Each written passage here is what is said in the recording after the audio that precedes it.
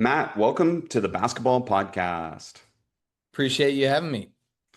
Man, our history goes back way long ago. Thank you to Larry Shiat and the Florida Clinic and everything that goes with that. And I got to know you and your family a little bit through that. But most importantly now, new head coach at Sanford. How does that feel and what are you looking forward to? It feels good. Feels really good when you haven't lost the game yet. But I think it it's something that I've wanted for such a long time. I grew up in it. It's been a part of my life for such a long time.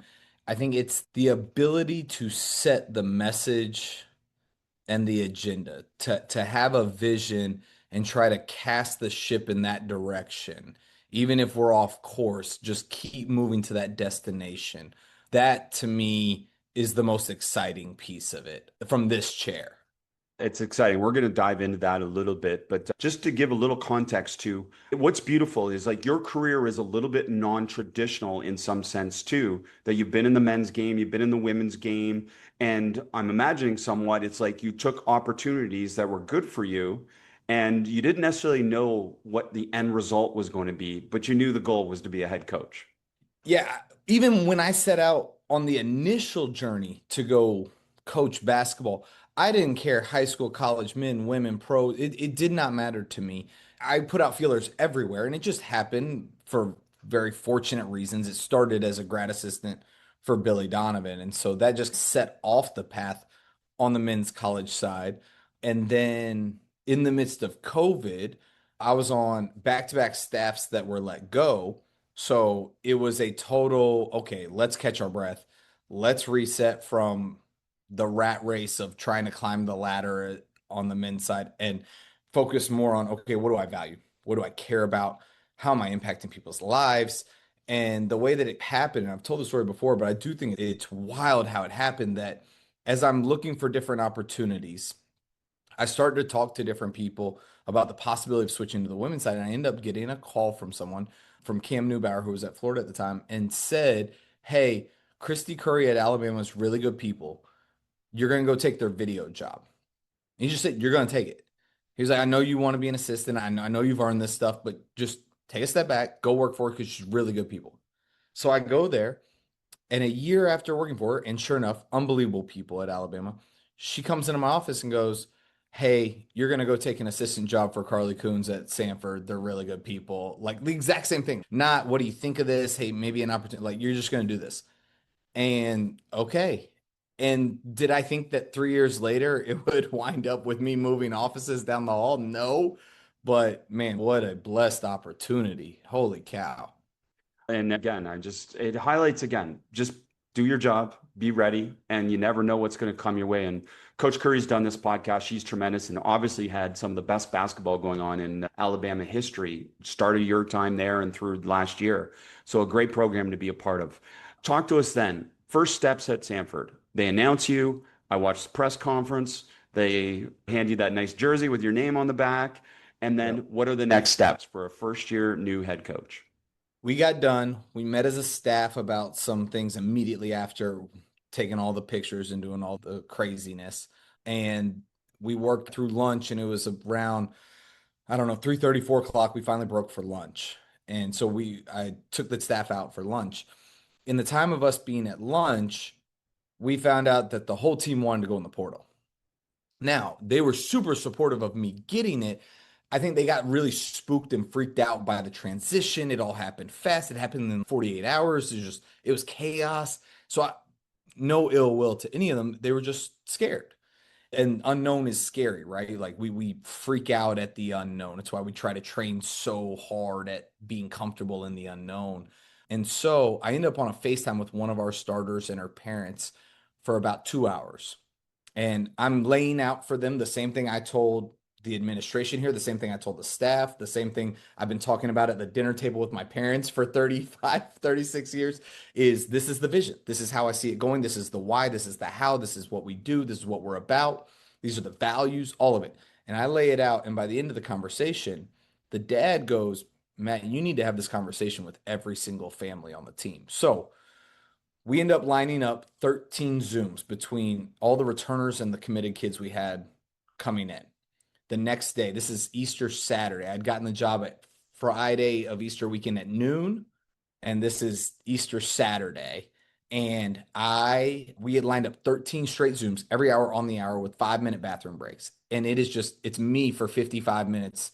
And the staff's on there, but these parents and these players, they wanted to hear what will be the same, what will be different, what's the vision, how is this going to work, how do you see me? Everybody has a little bit of selfishness to them of how's it going to go for me, and they needed to hear that. They need to hear that I valued them, yes, as a person, but they knew that because we had a very strong relationship.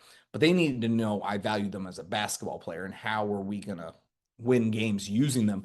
And so we just crank it out. And at the end of the 13, over the next couple of days, we ended up with 11 of the 13 recommitted. The two that left both ended up transferring up with significant dollar amounts included, which I was thrilled for them. Told them every step along the way, walked them through what it looks like if they come back, what it looks like if they leave, how could I help them? Because nobody chose, as far as the players, for this to happen. But that was the chaos of the first 48 hours. It was wild. And then from there, it was hit the ground running hard and fast. Incredible perspective to be able to give us, and thanks for sharing that. And let's maybe go with what you said there. What was something that you're telling the players that is going to stay the same? Because again, you were part of shaping this program to a certain extent as an assistant coach. The biggest thing that was going to stay the same, and I probably fall short every single day of Carly's capability to show love and empathy. Yeah, I think it's one of my superpowers. She had it tenfold. She's one of the most loving relationship people ever, to the point where the players are coming to hang in her office every day. We go as a staff to lunch with the players in the cafeteria. And I get it. Trust me, I get it. Every single coach, every single staff, they sell it in recruiting. They talk about it when they're in public. We're a family. This is a family. This is a sisterhood. We're about love. I get it. I'm telling you that Carly had this program times a billion of all that. And so that was the biggest thing. They wanted to hear that it wasn't going to become transactional, which is never how I've operated, but they wanted to hear that part was going to stay the same.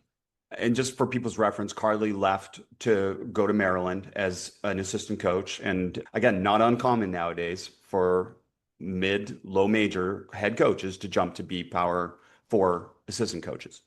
That's context just for people. Okay, now we covered what you wanted to keep the same. Let's go to what did you want to change, and what were you highlighting to those players that was going to be a little bit different? I wouldn't use the word change because I wasn't trying to go against anything, Carly. It was more of me being true to myself and the way that I've been brought up and the different people I've worked for. And for Billy Donovan, Larry Shyatt, Allen Edwards, especially that tree, that kind of run of my first 7 years in coaching was, and really 8 out of 9 years, is the level of intensity.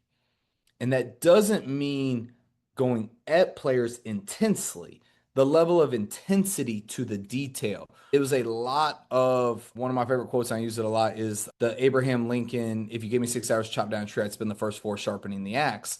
Like that level of detail. Like I remember staff meetings where Shyatt had it every section of practice, what each assistant was supposed to be watching. That was the level. So not just the practice plan, what are you watching? Alan Edwards had this level of intensity about the culture and about these culture classes that we would have. And these are things that like I wanted to steal for years now of things that we were going to build this program on that certainly would feel new to a lot of the players. Not that we weren't intense before, but ratchet up more to what I know and am accustomed to. Let's give some more context then. Your dad, Mark, of course, ESPN announcer, former coach, again, one of the first people after I presented at the first Florida clinic to come up to me and speak to what I was saying as saying, wow, that's common sense, but we didn't think that way before. And it was just a wonderful conversation. So you've had a great role model, obviously, in him.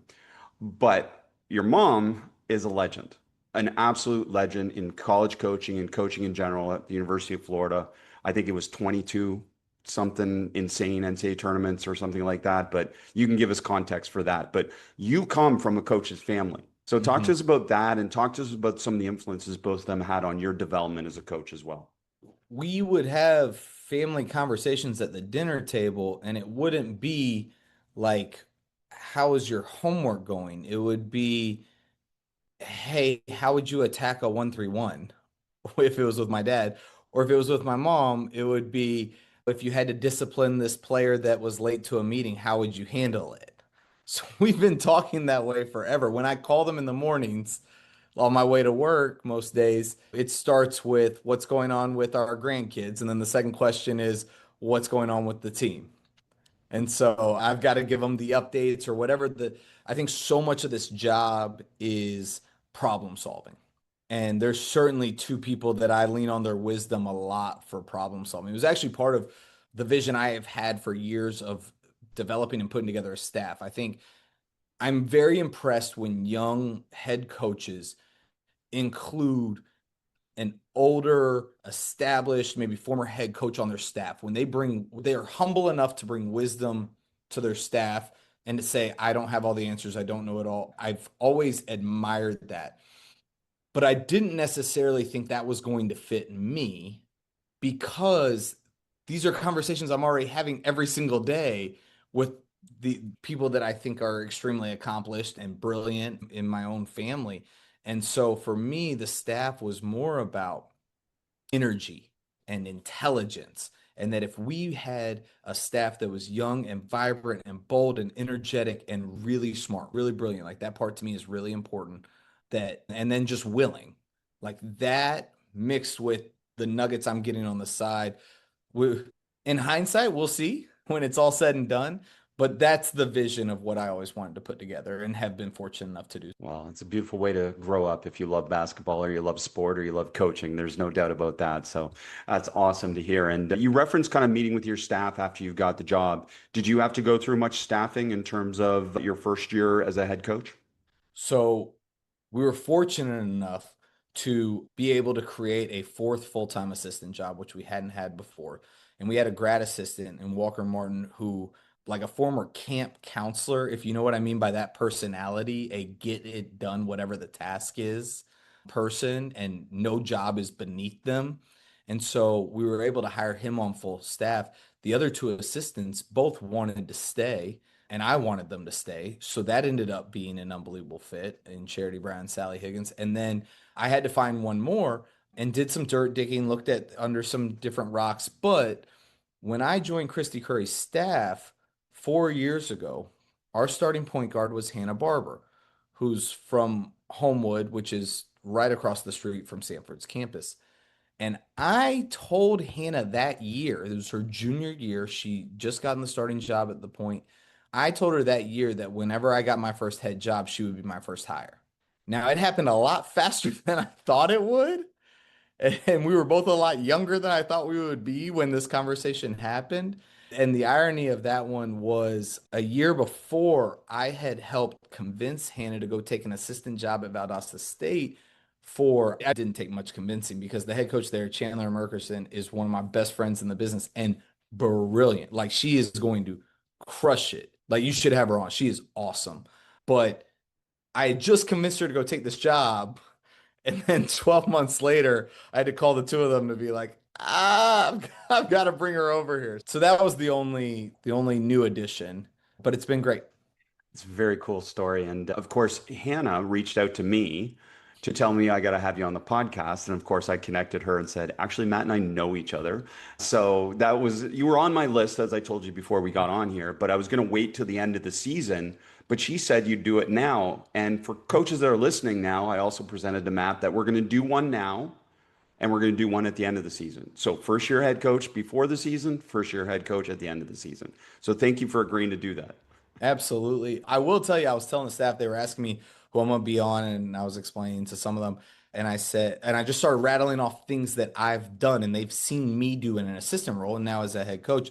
And I've said, the decision making shoot, yeah, that's his. The live finishes at the rim, yeah, that's his. When I stop practicing, I say recreate to the point of, yeah, that's his. And I just start rattling off this stuff. And I was like, I just watched him present and thought, yeah, I'm stealing that. I'm stealing that. I'm stealing that. And every single time, I just thought it was brilliant coaching. I thought I'm obsessed with the pedagogy and the getting people to understand and what gets it to click, what's sticky, what has staying power, what's motivational, all that stuff.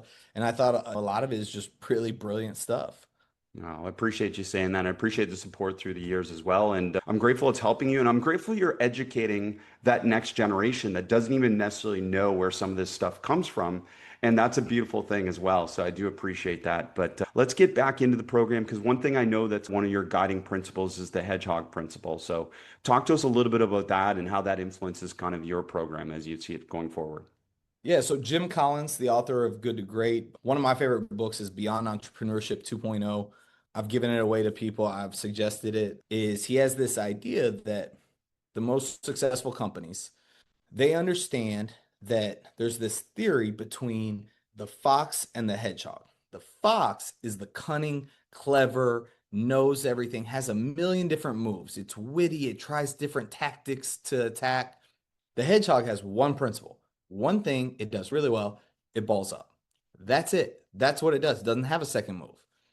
As much as the fox tries its different maneuvers and its clever tactics and everything, it can never defeat the hedgehog because the hedgehog stays true to its one principle.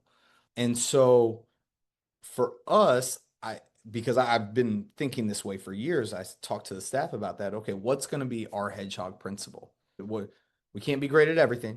We can't even be good at a lot of things. What are we going to say? This is our stamp. This is who we are. We are going to own this space.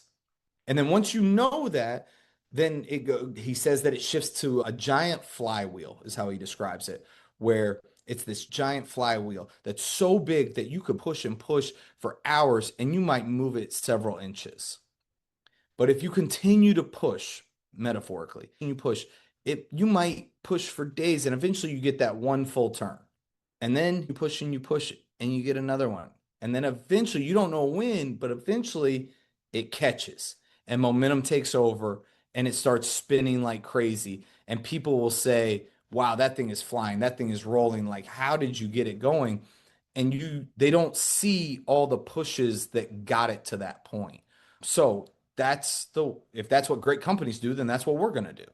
And for us, our hedgehog principle is development. Now, you got to be true to who you are. And I'm obsessed with development, both for myself and for others. That's why clinics, reading, podcasts, all of it. I even talked about it in our staff retreat. One of the roles and responsibilities for the staff was to learn and share, that you are responsible for learning new items this year and sharing them with the staff. So I personally believe in development. It also has to fit the culture around you. And Sanford's a high academic school that is also faith-based. So you got all these people on campus that are obsessed with growth and development, both from a spiritual standpoint and from an academic standpoint. And so it surrounds us all the time. And then obviously there's the basketball development side to it as well. But that's what we want to own is pouring into young women to develop them to be successful on and off the court while putting ourselves in a position to compete for championships. That is our mission. We talk about it all the time because you can't understand all the little things you're doing if you don't see where the ship is heading. If you don't see the big picture, then you're going rudderless. I love it. I love the application of that. And the Jim Collins book obviously was a big influence on a lot of people, but applying the concept is the hard part. Making it practical is the hard part. And you've obviously done that. And what does that look like kind of day to day in your program then, in terms of emphasized development as your principal? So during the day, our staff has several different meetings with players. One, our point guards have an extra film session every week with the two assistants that one, Hannah was the point guard at Alabama. Charity Brown was the point guard at Sanford for 4 years and is the all-time assist leader at Sanford. And then me as their head coach. So our point guards in the program have a film session, extra film session every week with the head coach and the two stud point guard assistants working on whether it be the way they set up ball screens or vision or reads, just little ways to pour into our key decision maker on the floor. Every one of our players has a session every week at minimum with our assistant, Sally Higgins, who is finishing her sports psychology degree. So we have a 2-for-1 on staff that is a sports psychologist basically and assistant coach. So many I've been around sports psychologists and they'll sit in the stands and take their notes. She gets to go on the floor and apply lessons to them. She gets to take, again, you talk about the practical and implementing it. She gets to implement it with them. So they have sessions with her. So they're developing on their mental skills, their mental training, whether that be for mental health purposes and well-being, or whether that be training the way that they come to the floor and what mentality are they on the floor? What's their mentality after a mistake? We've got a culture class where we're developing on our values and our understanding of what matters in our program. Our players ask for extra individuals with our assistants every single day. It's hard for me to schedule staff meetings because they're usually going to the court with players. And then when they come to the floor, they do their stretching with the strength coach. And I try not to have the same rhythm to practice. For instance, today we've got workouts, and as soon as they're done, we're going to huddle and kind of talk before we get into stuff. But what we've been doing to this point in the fall is when they finish stretching, immediately the assistants are grabbing a set of players and just hopping on the floor in individuals, just immediately kickstarting their brains into ready to play and getting better. Like it sets a tone so that it's already priming their brains for this is what's to come, as opposed to a coach talking for way too long about stuff that they don't care about to make myself feel better, is right into it. And then, okay, let's huddle. Here's the plan today. Let's go get after it. So it's one of those things. Those are some of the examples, but because everybody understands the mission and everybody understands the principle, it just permeates throughout. I love it. Way to keep everyone on the same mission. And you said something there that I want to jump on. Not having the same pace, not having the same routine, not having the same practice, so to speak. Talk to us about why. This is your line. So, for those that don't know, the first time I saw you at the clinic, this was your opening line. When in a game do you take the same shot from the same spot uncontested 10 times in a row? Never. But we all train that way. We all do block training and catch and shoot, make 10 from this spot or whatever it might be.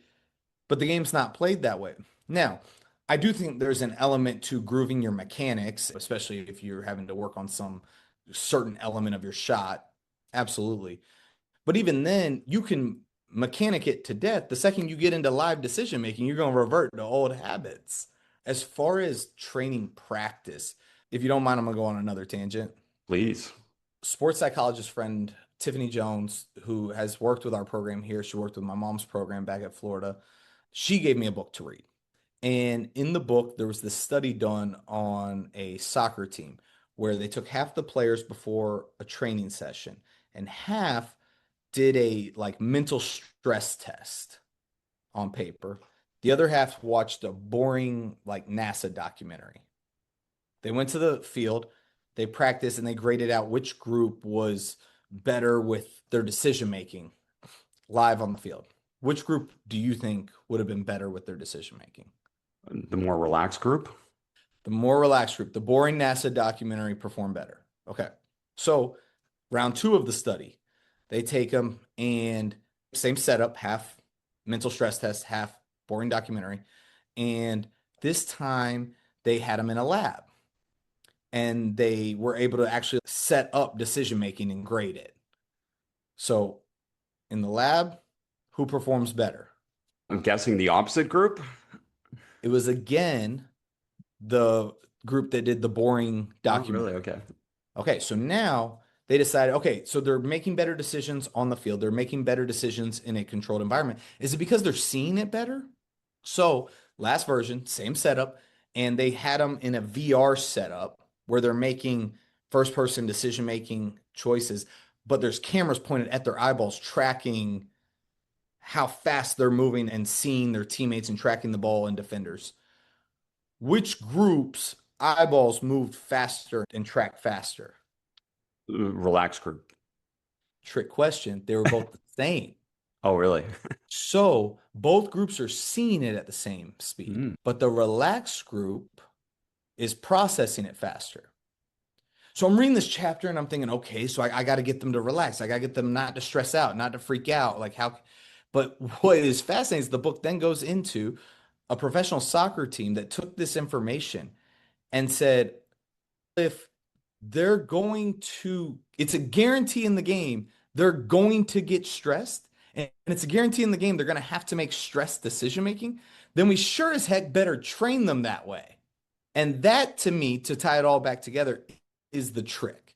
Is if we're, the decisions, if we're never going to take the same shot in a row from the same spot 10 times in a row, uncontested, and we're never going to be totally relaxed and fine because the opponent's always going to put stress on us, then we need to train that way. We need to be adaptable in uncomfortable situations and try to put ourselves in those positions. So that checks with me, this concept of obviously representative practice environments. And that's the thing. And the challenge with that, which I know, and that's what this study to me connects for me a little bit, is that mindset cannot be imitated unless it's in a representative environment, right? Like as much as we put them in three-man weave and we put a time pressure on, and if you drop the pass, you got to start it again and again. That's not representative of playing against an opponent and struggling against an opponent and having to figure out a solution to persevere versus an opponent. And that does connect for me in that sense. So talking about that then, one of the biggest struggles, to go on a tangent for you a little bit, I know this, and I've done this with really high level players through my relationship now with the NBA and Nike, is to put really high level players in these CLA or these games approach environments where they fail way more than they were used to before doing these on air block drills. And they really do struggle with that aspect of it. So the question to you then is, now knowing this and the research you shared with us, what are some ways that we can help them be more comfortable with the struggle and to be able to develop that coping mechanism and that mindset to be able to move forward, knowing that they're going to struggle more? Yeah, I think it starts with your language and your values, right? Every single night at the dinner table with my kids, we ask them a checklist from their school day. What was something you learned or worked on? What was a way that you were a good listener or helper? What was the time you had fun with a friend specifically? So relationship, community building. And then what was a time that you experienced struggle or challenge or something difficult today? And they have a hard time coming up with an answer for number four because they're 8 and 5, and so everything's fun. But when they do have an answer for the challenging thing, my wife and I get really geeked about it and really excited and like they see that we're excited that they had struggle. And so I think when you value it and you add language to it. So I talked about earlier in our conversation, the staff outing to lunch the day of the job and players are trying to go in the portal. The whole staff energy at lunch just flatlined. Conversation died. And I turned to them and I said, whoa, whoa, whoa. You all thought this was going to be easy? You all thought we were just going to win championships without the work? No, this is great. Of course it's hard. Bring it on. Come on. This is what we signed up for. We signed up for hard. Let's go. And so I think when that's the language and the attitude that you have, then it hopefully shifts the paradigm, right? The way that they see it as an opportunity. Like I'm struggling. Yes. And it's not easy because, right, you're fighting human nature. Like you're talking about being excited about when you're uncomfortable, scared, nervous, anxious, worried. Like that stuff freaks us out. But understanding that emotions and feelings aren't facts, they're signs, they're signal posts. Okay, I'm feeling frustrated or overwhelmed. What's that tell you? Why? A lot of question asking. But if you were training a high level athlete and they were going through this and struggling despite your enthusiasm and they're getting very frustrated, I think it comes back to I think about Doc Rivers. If you want to know what makes a player tick, you find out what makes them talk and listen. And I think I would go to question asking of where are you trying to get to? What are you trying to do? You don't think there's going to be struggle along that path? You don't think that this skill work that we're working on, maybe it's preparing you for better decision making on the court, but you don't think that this is preparing you for when the opposing team in the playoffs wins the first two games and you're down 2-0 and you know it's do or die, or you're down 3-1 and you know it's do or die. You don't think this is preparing you for that moment of uncomfortable? What about you go to overtime in a big game and the opposing team goes on a 7-0 run like that to open overtime?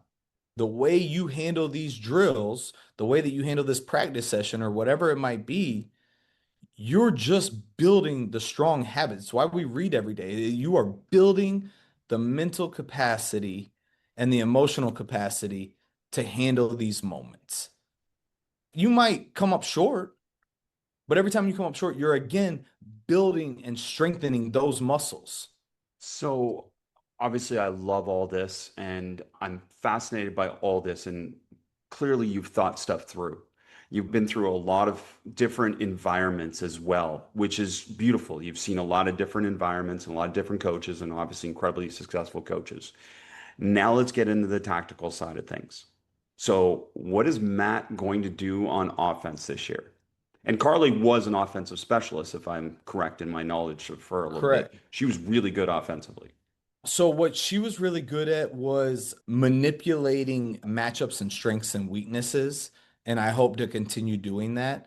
For me, we had a discussion around specifically offensively. We'll just talk about that side of the ball for a second, just because you brought it up, that we had a discussion around, do we fit the offense to the players? Do you implement a system?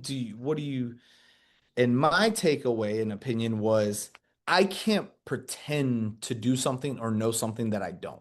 So I know Coach Donovan's motion ball screen offense like the back of my hand because I watched it every single day for 2 years, keeping my mouth shut, observing, learning, growing with him and Mark Dagnall and John Pelfrey and these absurdly good coaches putting it together. And then I go to Wyoming, and with Chiat, we talked through it, but Chiat wanted to do a more watered down version so that we could focus more energy on defense. We won a lot of games doing it. When Alan Edwards got the head job, he said, "Show me the motion ball screen again." So I show him with all the options and wrinkles and everything. And we go through it, and he said, "Okay, you're going to put that in."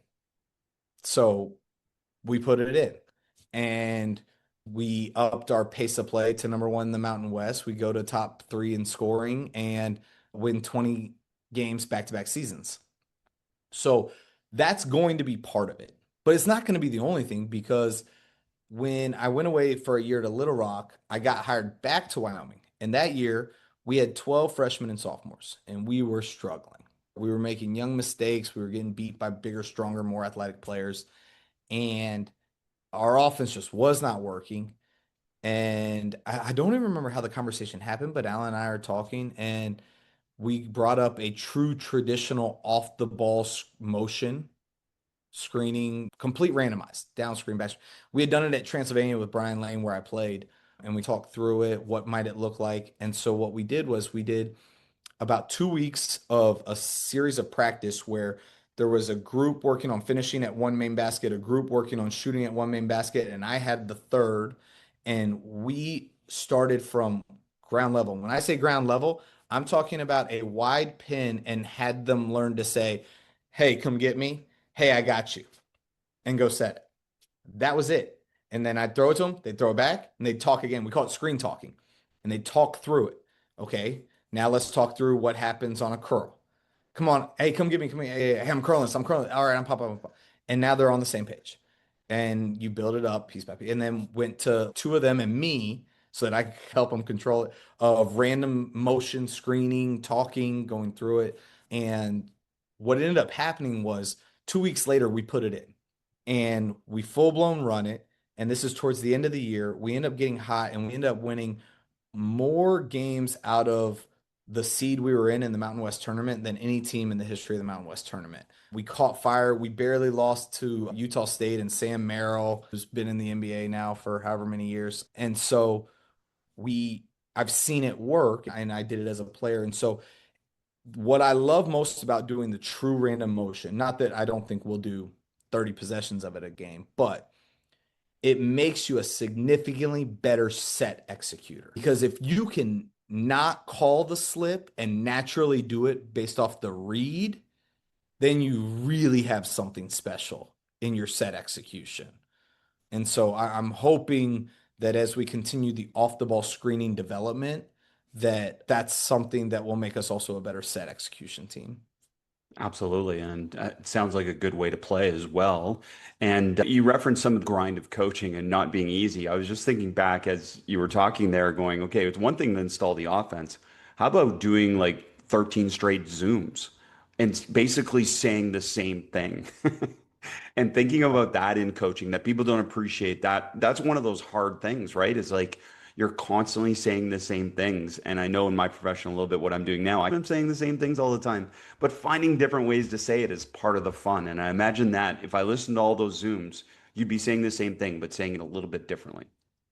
Yeah, I almost feel, again, I'm just obsessed with learning from different people, but I almost feel like a stand-up comedian. I've heard different comedians be interviewed and talk about you have your material, but you sense the body language, the buy-in, the energy of the crowd. So I know what I want to say, but based off of the response, the head nod, the laugh, the smile, whatever it might be, like, do I have them or do I not? And so, yeah, it's a fun job for sure. So fun.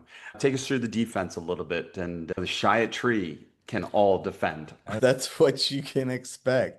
It'll be Shide's system. It's what I know. To the point where we even did the ropes talk this summer, and we'll bring them back out. I don't know if you've done it for your audience or not, I haven't, um, but I know but exactly what you're saying. Yeah. literally pulling ropes from player to show the defender where their positioning needs to be on the floor at any given time. It's a no middle, force baseline, step up, seal down. But the defense, so it'll be position based and habit based of if we're in position and we rotate correctly, we can be really good defensively. You just it does not matter your personnel. If you're in position and you rotate correctly, you can be good. Now, if you have elite personnel, you can be great. If you have an elite mindset, you could be great. So to me, what I'm hoping we create is this is Scheidt's culture was an acronym called ADU, ADU, aggressive, discipline, unselfish. And I've explained to everybody that this is going to be our definition of toughness. We are going to define toughness with aggressive, discipline, unselfish. And so, if we can have the discipline of positioning and then have the aggressiveness with our handsiness, our physicality, our communication, and then unselfishness, putting your body on the line. Shiats, Florida, Wyoming, everywhere, Clemson, everywhere teams have always been phenomenal charge teams. I'm hoping that's a calling card of ours. I told the players and our staff that we want to lead the league in three statistics defensively: deflections, charges taken, and fouling. Until they start to call them all, I think the game has always favored the more aggressive team. Now, there's certainly levels to fouling. Like, I don't want to lead the league in free throw attempts given up. I don't want to foul every single time a player starts to drive us until we hand check them with two hands. But I want to lead in fouling, trying to go make a play on the ball, or flicking at it, or bumping a cutter, or attempting charges that end up being blocks, but we tried. Like, those are the great ones, the unselfish, aggressive, disciplined ones. I love it. It's going to be fun to watch, obviously, your team, especially with coaches connecting this podcast to watching your first year. It's going to be a lot of fun. What is something so far in these first few months that maybe has surprised you, maybe something that's taken up more of your time or something you didn't realize was going to be such a big part of your job? And of course, the era of college basketball we know is different. So we know the portal, the NIL, all that stuff. But maybe beyond that, what is something that's challenged you in a way that you didn't realize maybe it would? That's a good question. I like that. I think there's several that pop into my mind. One that jumps out at me is I knew in this role there would be a lot more decision making, right? What I don't think I was prepared for was every single problem, question, whatever that any staff member or player brings you. It could be, hey, 2 + 2 = 4, but I just want to make sure you're okay with that. It could be basic. But for that person to feel the need to come to the head coach, for them, they feel like it's one of the most important items on their plate. I think early on, not that I was demeaning or belittling, but I might have kind of hand waved some of the questions and of that's no big deal. I don't really care. But I genuinely meant that it's okay, whatever you choose is fine. I don't care. But how it came across to them for someone who's this is my most important thing I want to go to the head coach with was wow, he doesn't have the same level of interest. So learning that if they come to you, they're coming to you for a reason would be one of them. I would say another one, along with the constant decision making and work, is I say this in my head, in my own kind of mantra, is if you want what others don't, you got to do what others won't. Right. And so just constantly, what more can we do? What are we not thinking of? And just that workload, when you start to think that way, can become daunting. I did tell the staff one time we were in July recruiting and we had our board broken up into spicy, medium, mild, and who we're going after. And I told them, okay, we're 4 months, 3 months in as a staff. I don't think they're going to get rid of us. But if they were to come in and say, if you didn't get one of these kids on your spicy list, you're all fired. Again, I'm not saying this from a threatening standpoint. I'm saying if they were to say that to us, where would your mind go? What would you come up with? What would you do? What's the stone that we haven't turned over that you would turn over? What's the creative idea? There's got to be something out there that we're not thinking of. But if we had that sense of urgency, we would come up with the fresh idea, the new idea, the what could we do, which usually involves doing more. And we, at the time, we were in Louisville and we ended up, this is the idea of Hannah Barber. And so the next morning we get up at 5 a.m. We go drive 2 hours north to another tournament in Indy to go watch one of our top kids play. Then hop in the car, drive 2 hours down to Cincinnati to watch the other kid play, to drive 2 hours back to Louisville to pick up our cars and drive the 5 hours back to Birmingham. So 11 hours of driving that day. We got both of them. So A little extra effort sometimes. And did you let them know that you were doing all that? Is that part of? after the fact, because Yeah, we yeah. couldn't contact them on a recruiting weekend. Okay, yeah, okay, Because okay. it was spur of the moment. That weekend we had sent like one person up and then nobody, and then one person up. And that day we did three of us city hopped. Great perspective on what coaching actually is. At least we think that you're just sitting around figuring out X's and O's all the time. It's that part as well. Take us into the first meeting with the players. What are obviously you've covered the Hedgehog principle. I assume that's shining through. What are some other talking points for a first year head coach in that first meeting with players? Our first meeting with the players, certainly post all the Zooms, everybody's committed. The first one was actually at the house. This was an important part for me. It helps having a wife that's on board with it. But anytime we have official visits, we try to have them over to the house with the whole team for a meal. And our first team meeting was at the house for a meal. Again, coming back to the relationship piece, this was a big Wyoming piece. We did this a lot with both Larry Scheid and Alan Edwards. And so we bring the team over. They play with my kids. They're playing, having fun. We have dinner, play some games, and then we got down to business.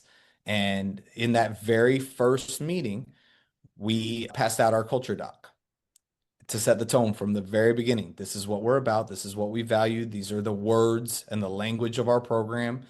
And we set them up for clarity precedes accountability. So these are the standards. These are what are non-negotiable, which we're always putting the team first. No whining, no complaining, no excuses, and over communicate.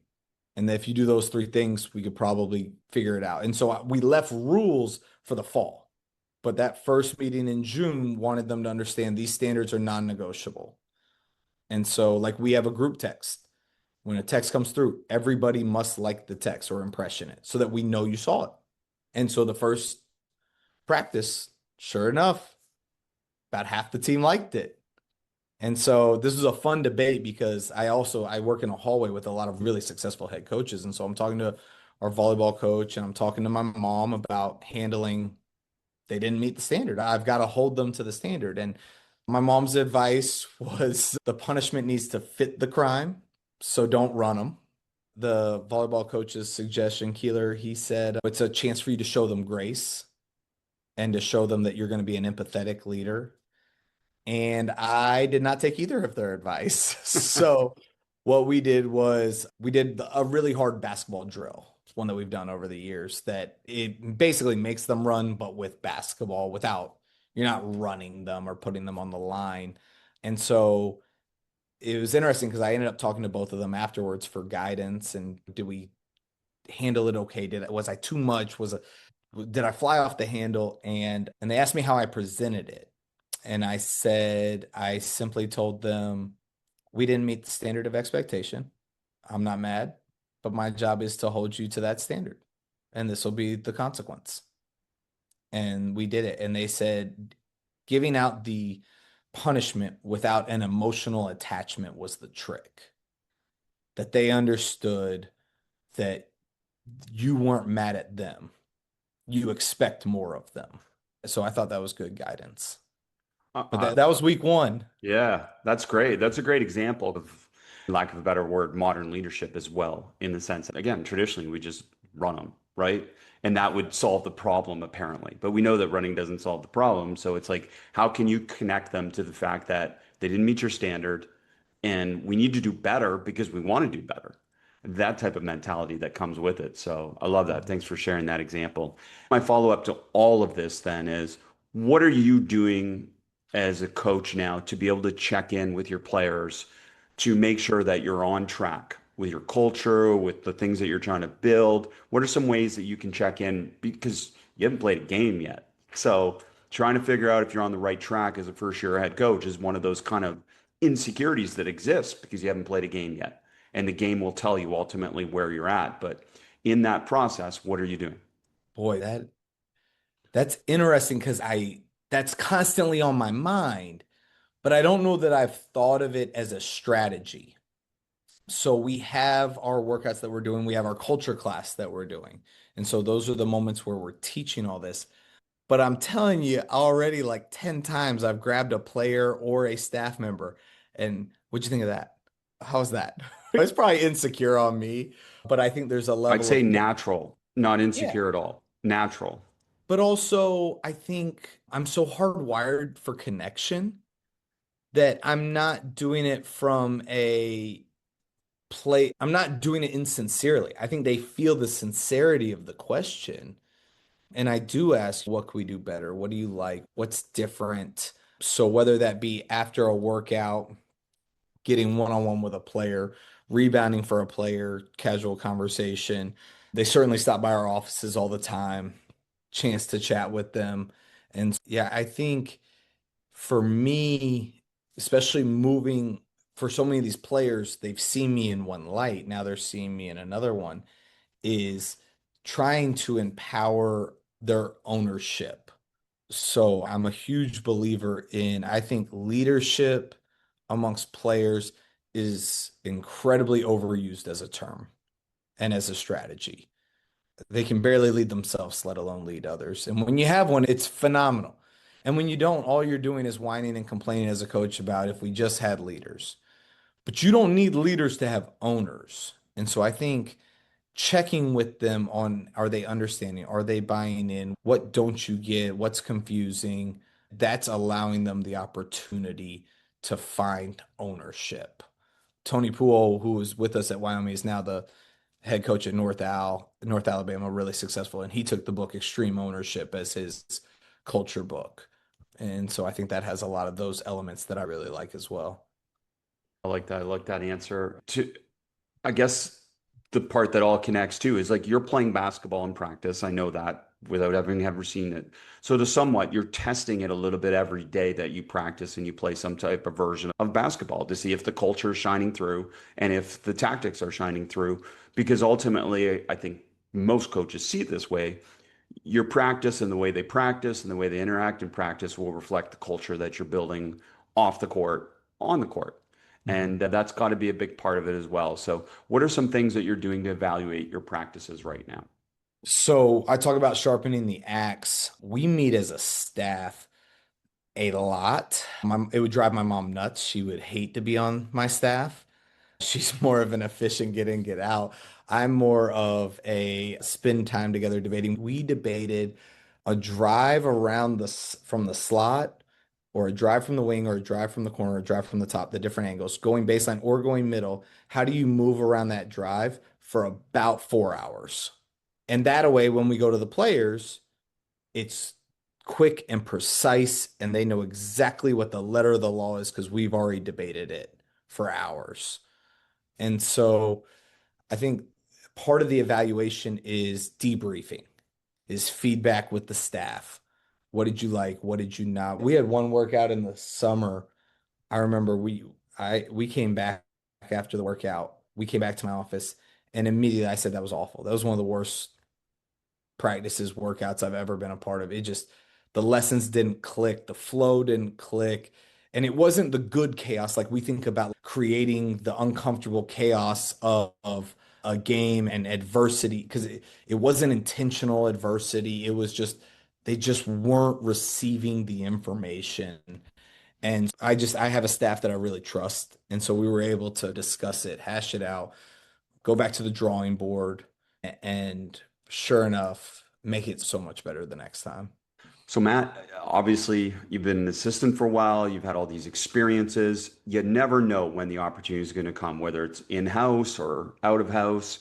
So, what's some advice to coaches who are maybe in similar positions about just being ready for a potential opportunity? Say an AD says, "Hey, come and interview," that type of thing.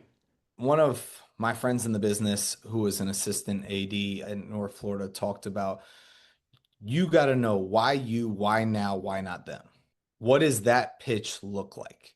And how would you present it? And then every year, are you updating it? And he told me about how they reached out for a head coaching candidate. And the head coach said, they said, we need your resume. And the head coach said, yeah, I'll get it to you. And then got it to him 2 days later, off the table. They didn't even consider him because they knew he wasn't ready. And so the idea of, we tell our players all the time, be ready so you don't have to get ready. Well, it'd be the same thing. And I have had my marketing plan for our program, our offense, our defense, our jobs and responsibilities for staff, donor ideas, future recruit list, all of that. To me, does it take time? Yes. Does it take so much time that you're taking away from your task and your job? No. But just a little bit of intentionality, focused energy of preparation. And so, sure enough, the way it went down for me here is, and I won't go through the whole story, but I had an interview for another head coaching job 10 days before I got the opportunity to interview here. And because I was already ready and had everything lined up, that when my number got called here, it's no different than the player off the bench. Are you ready when your number gets called? And the way it shook out, I'd like to think I was. We'll see when it's all said and done. But man, I remember Coach Shiat, he had up in the bookshelf, he had binders to each category. And they were in orange and blue because they were when he was an assistant at Florida. And they were every single element of the program that he had ready to go for when an interview came calling. He showed it to the staff, like, this is how I was ready. And I think you'd rather have it and not need it than need it and not have it. Incredible advice. Great advice for coaches looking for that potential next opportunity. And of course, you've got your opportunity. So talk to us quickly about Sanford as we wrap up. I think having a school where there are sincere, significant relationships across the campus, across the athletic department. Our volleyball coach here started his career as a student assistant for my mom at Florida. Our SWA was recruited out of high school. She went on to play at Indiana, but was recruited by my mom when she was an assistant at Kentucky. Our athletic director and my dad go way back to when they were like little kids growing up in Kentucky. So there's all these connections relationship wise, which certainly it's who you know, not what you know. I'm sure it has a lot to do with how I ended up in this position, but the relationships are deep. And it's that way for our players amongst the other sports across campus. And then you have these people that you trust, and then you have a campus of high values between the faith and Christianity and the academics, the professional success. Sanford has a rate of 97% of placing their graduates in either grad school or a job in the area they studied. That's an absurd statistic. So when you have this collection of people that share these values and share these bonds, it just makes it such a unique place. And then you have a president who is trying to grow it, right? Trying to grow enrollment, trying to grow facilities, trying to grow the athletic department and the interest in athletics. It makes it a really cool, fun spot. And it helps that my wife is a super successful second grade teacher of the year. Kids are happy. So life's good. No complaints here. Life's good for us as well, Matt. Thanks to you sharing all this and being so open and connecting with us in your first head coaching job before the season starts. And as I said, coaches, I can't wait to follow Matt throughout the year and his program and connect with him at the end of the season and see what worked, what didn't work, and maybe some of the advice that you would give for first year head coaches after experiencing it as well. Thanks for your open-mindedness and thanks for sharing the game with us. I appreciate you having me. Our friendship goes way back. Anytime you want.